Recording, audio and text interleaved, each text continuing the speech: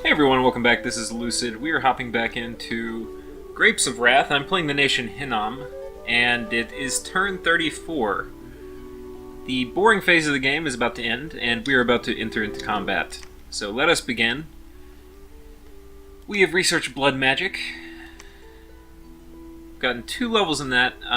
We are continuing to mass spam out revenants. Gnome Lord did not find anything. And that's it for site searching. We see there's a big battle here with Niefelhiem and Machaca. This will kind of determine a lot of how this conflict goes for them. Now at the start, it looks like Machaca's definitely going to win this. I mean, Niefleheim's going to win this. They've got a bunch of big giants. They've got big shielded giants in the front to catch arrows. But the javelins, actually, I don't know if they're helping them now. Oh, what was that? Maws of the Earth. That was a big evocation that popped out. Holds them in place a little bit longer while these archers continue to rain down fiery death. And all of a sudden, the tides look like they've turned against Niffleheim, with those flaming arrows coming down. You know, if we look at these Bird Clan archers, there's really nothing too special about them. They just have a lot of them, and they have flaming arrows. And this guy is on fire, and he's bleeding. He's almost certainly going to die. There he goes. And this guy's in trouble too. He's fatigued out, you can see, because these Lion Warriors have a Spirit Club, which stuns with... if you damage them, then they will get stunned. So it does fatigue damage, which is armor negating. So anyway, you can see he was totally fatigued out, and it's not just a Machaca victory, it is a Machaca massacre. So let's look at the battle report there. So, yeah. In terms of cost, Niefelhiem lost these guys, which are like... He lost 2 of them, so that's about 1,000 gold. I think, or 900 something. They're expensive. And then this is probably... How much are these?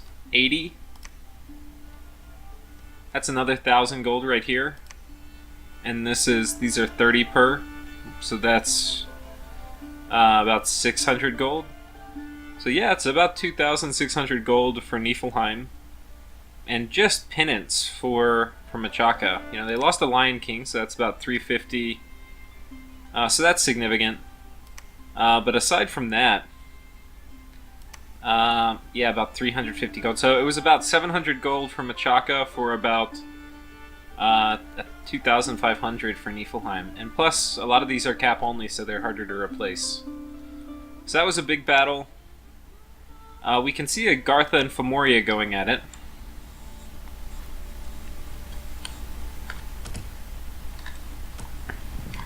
So there's a lot of Mind Blasters here. When you see this many, it means you're probably going to win. You kind of need them in critical mass, and they have just about enough critical mass to win here. So, yeah. That will almost certainly be a victory, though I'm surprised the infantry haven't routed yet. There they go. It's kind of close. Okay. So if we look at that one, it was close, but a decisive Fomorian victory. So it was really just a lot of... a decisive Agarthan victory. Though it was just PD, but that was a lot of PD. That was probably 35, 40 PD, so it was close to 1,000 gold.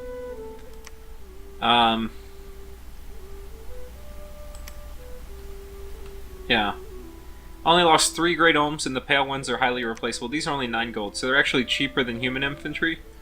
And these are kind of expensive, so they're 50, so that's 150 plus 100.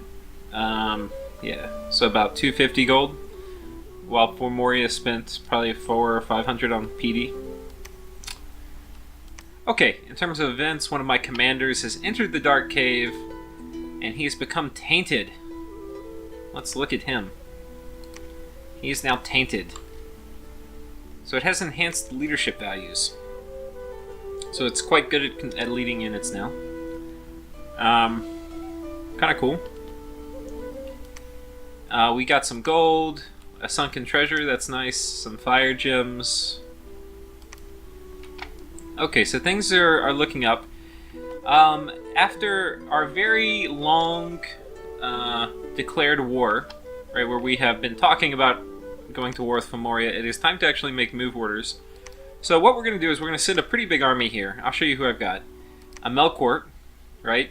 He's going to be sitting in the back. He's going to get fluffed up with this guy who's going to cast Gift of Flight on him, Body Ethereal, and hopefully he will just zip around the battlefield.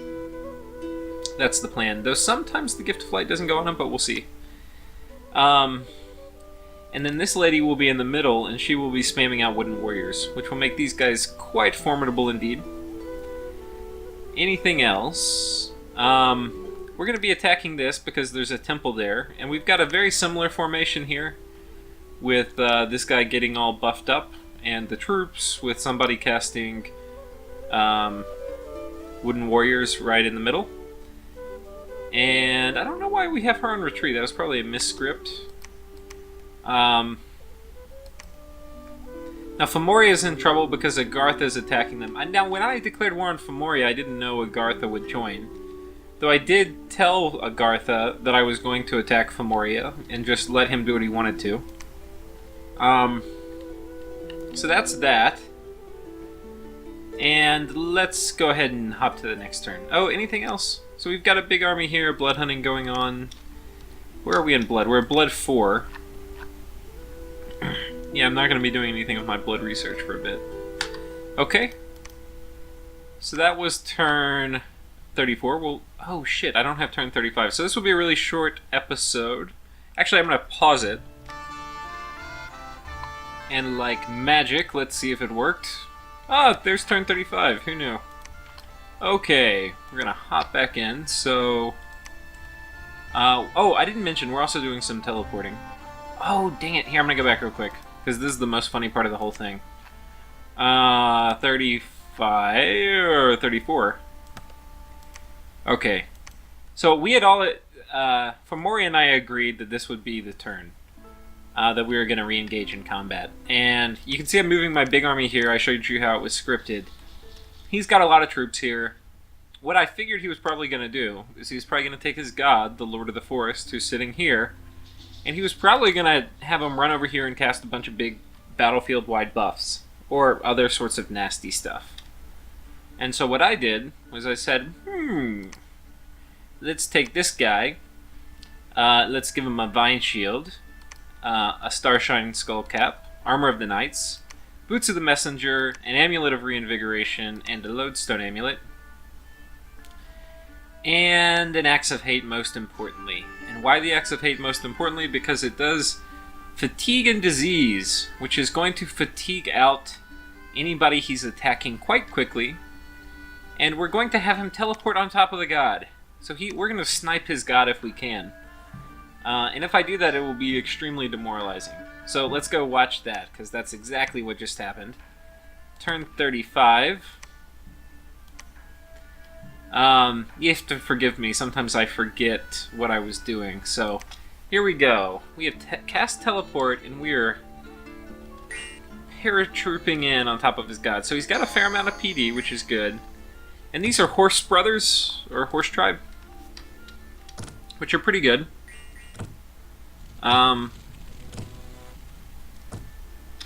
If we look, let's see if he has gems. I'm not sure if he... No, he doesn't. So he might have been doing something like Mother Oak. I mean, not Mother Oak, Wooden Warriors. But he didn't have gems, so he wasn't going to drop anything terribly terrifying. Look at my guy. He's so naked. Smack, smack, smack. So his cavalry are going to rout from fear. What's important, though, is his main god probably will not be able to, or won't, because his morale is independent from the cavalry. Okay, he is still not routed yet, so he's man-fighting me, which is not good for him. So he has a limp. He has 96 fatigue, so he can't even run quickly. You can see he's fatigued out now due to the Axe of Hate. And then boom, like that. My guy didn't even get a scratch. So, yeah. He doesn't have regeneration or anything, he just didn't get hurt. So that was pretty huge. Pretty huge indeed. We killed his god.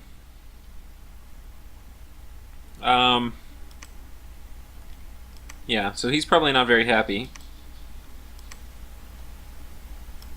Anything else that's noteworthy here? Well, let's just look at all the battles. So we moved on top of this, and there was a battle. Because he probably was moving his Pretender God in. He doesn't really have mage support. This looks like it's almost all PD, because it's not really scripted.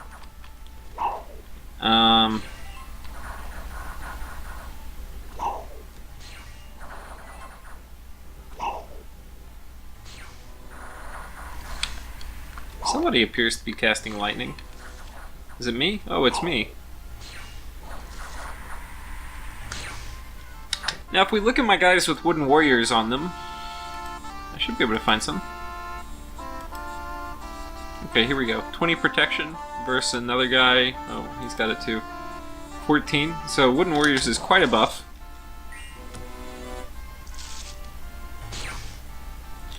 Okay, so not too much to watch there. So we took this, we killed his god, we're sitting on top of his fort. I do not believe we have enough troops to break it, so I'm going to have to bring some undead in. I don't believe I'm moving them in this turn, but I will shortly. Meanwhile, we took this province that had a temple in it. And again, it's a lot of PD. This is one of the things that less experienced players will do, is they'll rely too much on PD. There's a few reasons it's bad. One is it's usually better to be on the offense than defense for a lot of things, but not everything.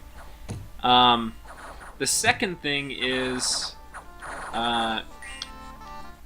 PD's really easy to counter. You can't do interesting scripting. Usually it's kind of lower quality units that aren't as good as if you buff them.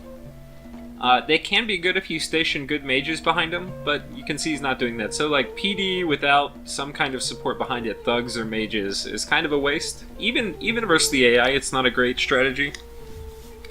But if you play a lot of single player, a lot of times you'll find PD's very helpful in single player.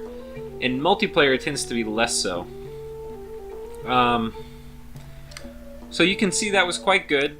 Fomoria took this, which I was a little surprised at, so this was not great for me. So I have a Melkort in here. And I was kind of expecting this. Oh, look, Shadow Blast. Yuck. Glad that it didn't hit my main dude. So he's all fatigued out in the back. I'm thinking, okay, you know, I'll rout their dudes. One thing that's a problem is these guys have magic weapons. They have golden spears. So my dude's quite injured. I don't really want him to die. He's quite close. I think he had like 10 HP left or something. So I'm glad he ran. Those magic spears, if it was an earth guy, it would have been way better, but it's not. It's an astral guy, so his protection's not that high, and he really relies on body ethereal, which doesn't really do anything versus magic weapons. So, yeah. That's okay.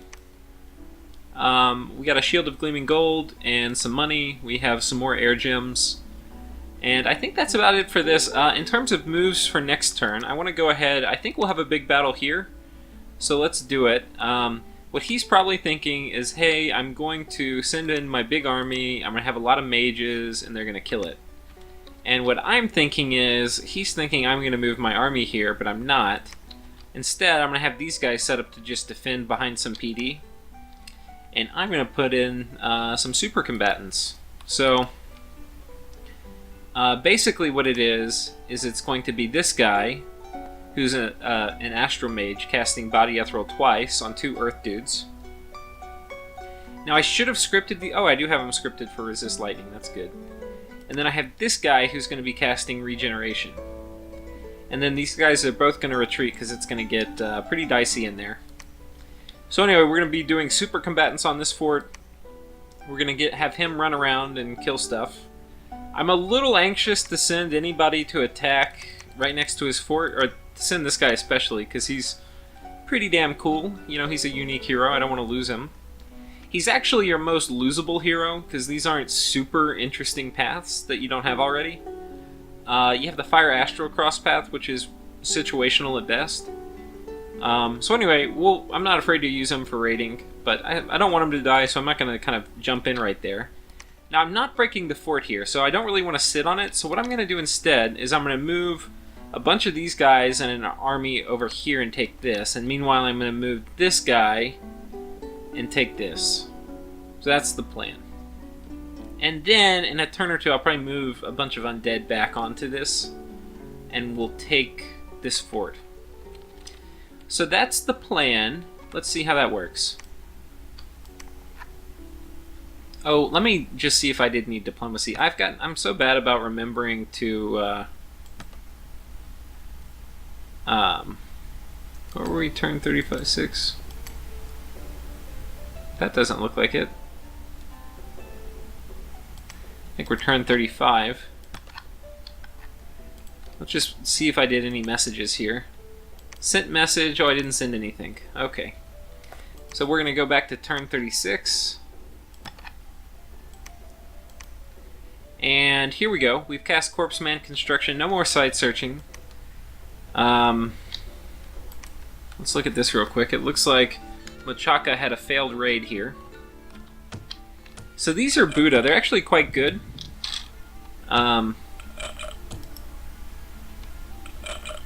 So unfortunately he's getting hit by arrows.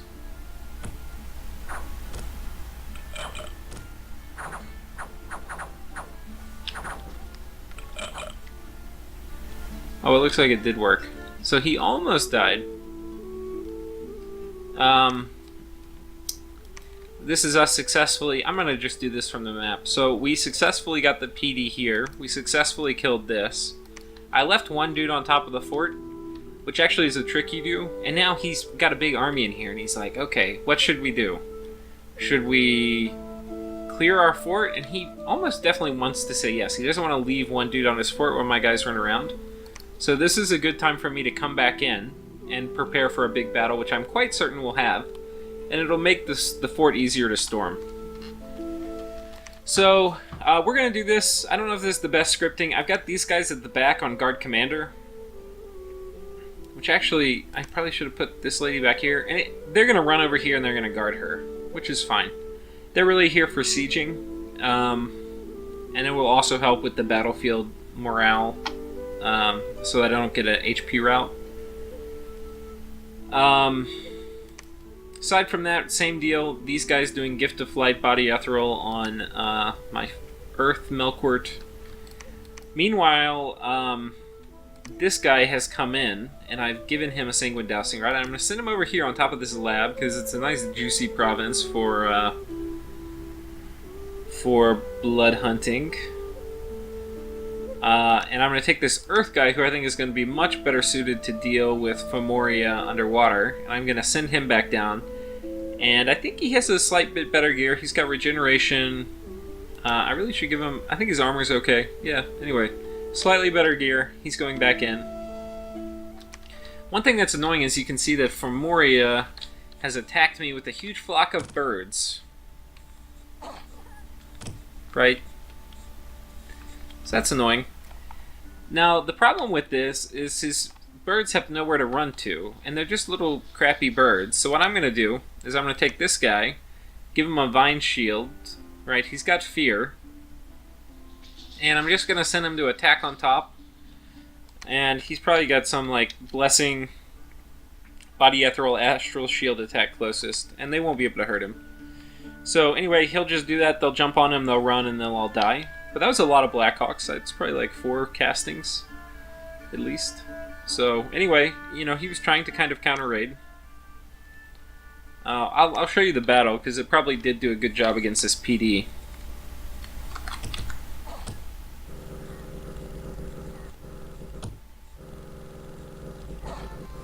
So it's pretty effective. I think it's 3 castings. Call of the Winds. Not great, okay.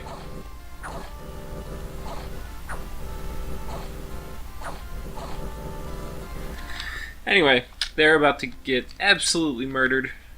And there we go. So I think that's about... Oh wait, this was ineffective. Let's watch.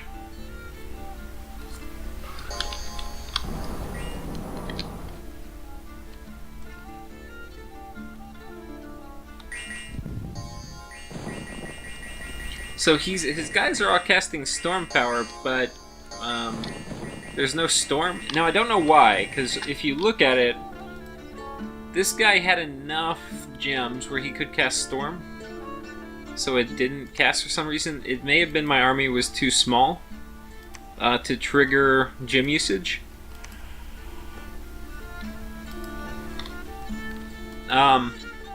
This guy also could have cast storm. He's got this, which gives him 2 temporary air gems.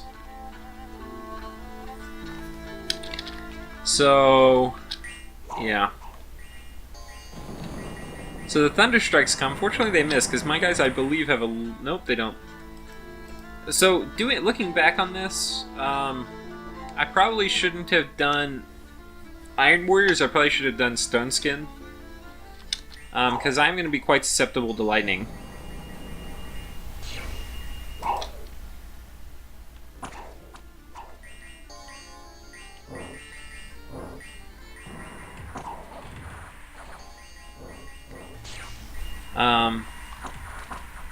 But it looks like his guys are out of range of a lightning bolt, so I'm kind of okay. What he is doing, though, is he's casting fear at me. Frighten, which if it hits, my morale's not awesome. Especially on this guy, morale 9. Somebody around him's giving him fear. I wonder... I don't think these guys are fearsome. I don't know. Anyway, it may be the frighten, but anyway, his morale's kind of low.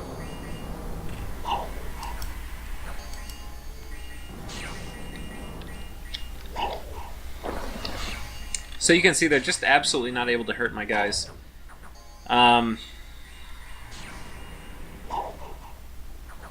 So some of his guys are routing. And if we look at what they're casting in the back, a lot of it is crappy self-buffing stuff that isn't doing anything except fatiguing them. One of my guys routed, unfortunately. And Frighten is also still going. Frighten's actually quite effective versus these guys. So remember that if you're fighting Hinnom. You can make them run and then cut off their retreat routes. It's just as good as killing them.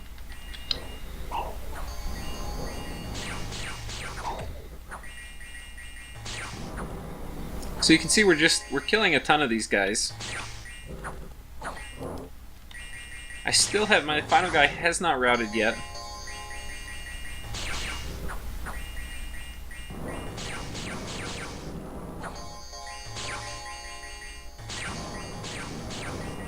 I think I'm gonna route soon, actually.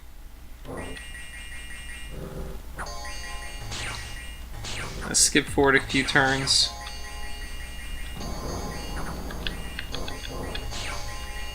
This one might go to... oh. Okay, I just routed. They must have hit me with the Frighten.